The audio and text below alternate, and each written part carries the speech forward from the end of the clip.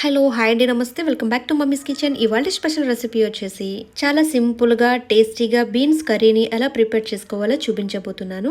ఈ beans curry వచ్చేసి చాలా టేస్టీగా ఉంటుంది. అలాగే రైస్, రోటీ, చపాతీ ఎందులోకైనా మంచి రుచిగా ఉంటుంది. ఇలా ఒక్కసారి ట్రై చేయండి, మీకే నచ్చుతుంది. ఇక లేట్ చేయకుండా రెసిపీలోకి వెళ్ళిపోదాము. నేను ఇక్కడ 1/2 కిలో వరకు బీన్స్ తీసుకున్నానండి. నీట్గా క్లీన్ చేసుకున్నవి చూసారు కదండి. ఇలా కొద్దిగా పెద్ద ముక్కలుగా కట్ చేసుకోవాలి. ఇప్పుడు ఒక మిక్సీ జార్ తీసుకుని చిన్న అల్లం ముక్క ఇలా ముక్కలుగా కట్ చేసుకుని వేసుకోవాలి. వెల్లుల్లి రెబ్బలు ఒక 4 వరకు వేసుకుందాము. ఇప్పుడు ఇందులో 2 టేబుల్ స్పూన్ వరకు ఎండు కొబ్బరి ముక్కలు వేసుకుందాము.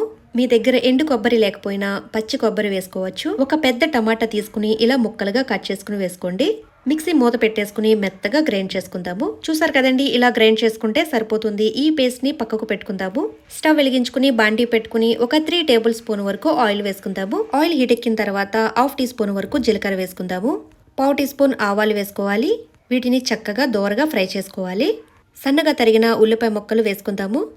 నేను ఇక్కడ ఉల్లిపాయలు వచ్చేసి 2 ఉల్లిపాయలు కట్ చేసి వేసాను. ఉల్లిపాయ ముక్కలు తొందరగా వేగడానికి 1/2 టీ స్పూన్ వరకు సాల్ట్ వేసుకుందాము. టేస్ట్ కు తగ్గట్టుగా వేసుకోవాలి. ఉల్లిపాయ ముక్కలు 2 మినిట్స్ వేయించుకున్న తర్వాత మనం ముందుగా కట్ చేసి పెట్టుకున్న బీన్స్ ముక్కలు వేసేసుకోవాలి. బీన్స్ ముక్కల్ని చక్కగా ఫ్రై చేసుకోవాలి. బీన్స్ ముక్కలు కొద్దిగా గట్టిగా ఉంటాయండి, మగ్గడానికి టైం పడుతుంది. మూత పెట్టేసుకుని మధ్య మధ్యలో చెక్ చేసుకుంటూ మగ్గించుకోవాలి. చూసారు కదండి, ఒక 3 మినిట్స్ మగ్గించుకున్న తర్వాత బీన్స్ ని ఒకసారి ఇరుపు చూద్దాము మగ్గిందో లేదో. కుక్కర్లో వేయకుండానే చక్కగా మగ్గిపోయింది. మనం ముందుగా టమాటా ఇవన్నీ పేస్ట్ చేసి పెట్టుకున్నాం కదా, ఆ పేస్ట్ ని వేసేసుకోవాలి. ఇప్పుడు చక్కగా ఒకసారి మిక్స్ చేసుకుందాము. స్టవ్ ని చిన్న మంట మీద పెట్టుకుని కుక్ చేసుకోవాలి. ఇప్పుడు ఇందులో 1/2 టీ స్పూన్ వరకు ధనియాల పొడి వేసుకుందాము. 1/2 టీ స్పూన్ జీలకర్ర పొడి వేసుకోవాలి. 1/2 టేబుల్ స్పూన్ వరకు కారం వేసుకుందాము. 1/2 టీ స్పూన్ పసుపు వేసుకోవాలి.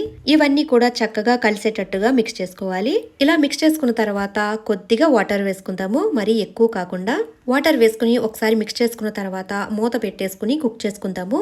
స్టవ్ ని లో ఫ్లేమ్ లో పెట్టుకుని ఒక 5 మినిట్స్ వరకు కుక్ చేసుకోవాలి. చూసారు కదండి, 5 మినిట్స్ తర్వాత చక్కగా కుక్ అయిపోయింది. ఇప్పుడు ఇందులో 1/2 టీ స్పూన్ వరకు గరం మసాలా వేసుకుందాము, మరీ ఎక్కువ కాకుండా. సన్నగా కట్ చేసుకున్న కొత్తిమీర కొద్దిగా వేసుకుందాము. చూసారు కదండి, చక్కటి గ్రేవీతో మంచి టేస్ట్తో బీన్స్ కర్రీ అయితే రెడీ అయిపోయింది. ఇప్పుడు స్టవ్ ఆఫ్ చేసేసుకుని ఒక బౌల్లోకి తీసుకుందాము.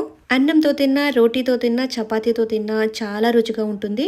ఈ బీన్స్ కర్రీ వచ్చేసి లంచ్ బాక్స్ లో పెట్టడానికి చాలా ఈజీగా చిటికెలో ప్రిపేర్ చేసేయచ్చు.